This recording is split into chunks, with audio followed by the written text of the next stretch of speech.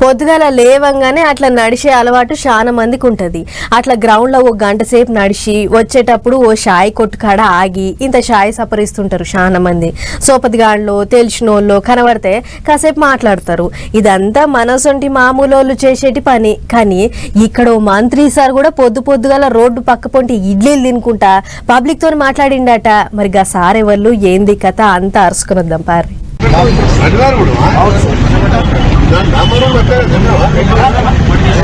అవు మంత్రి కోమటిరెడ్డి వెంకటరెడ్డి సారే నల్గొండ రామాలయం ముంగటున్న ఒక ఇడ్లీ బండి కాడ ఇడ్లీ చప్పరిచ్చిండు. తినుకుంటానే ఆడికి వచ్చిన వాళ్ళతో గిట్లా ముచ్చట్లు పెట్టిండు మంత్రి సారు. చాలా మంది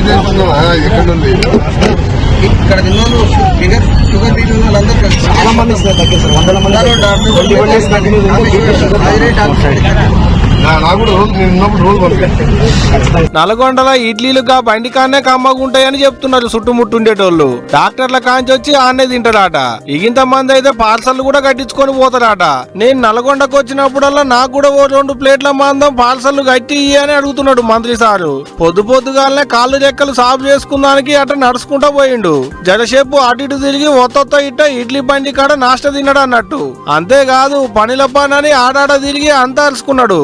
ఏడబడితే ఆడ చెత్త అయ్యోదని పబ్లిక్ ను మందలిచ్చిండు. అటంకిట్ట శేషమ్మగూడెం పెద్ద చెరువు కాడికి పోయి గిట్ల కుర్చీలేసుకొని కూర్చున్నాడు. అధికారులతోని ముచ్చట్లు పెట్టిండు.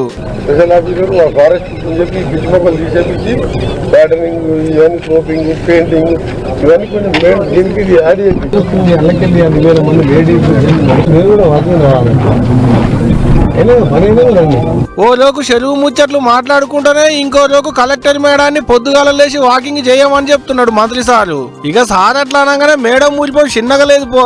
రాక శానొద్దులకు నల్గొండకు వచ్చినా అన్ని తిరిగి అరుచుకుందాం అనుకున్నట్టున్నాడు కావచ్చు మంత్రి సారు.